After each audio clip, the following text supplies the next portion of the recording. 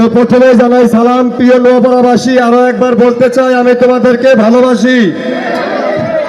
এই খুলনার মানচিত্রে নোয়াপাড়াবাসী করেছে প্রমাণ, পৃথিবীতে সবাই সবাই, আবার কেউ কারো নয়। তবে রূপ দেওয়ার মানুষ যা পারে তার কেউ পারে নাই। এই জন্যই হয়তো কবি বলেছেন সবার উপরে মানুষ সত্য, তাহার উপরে নাই।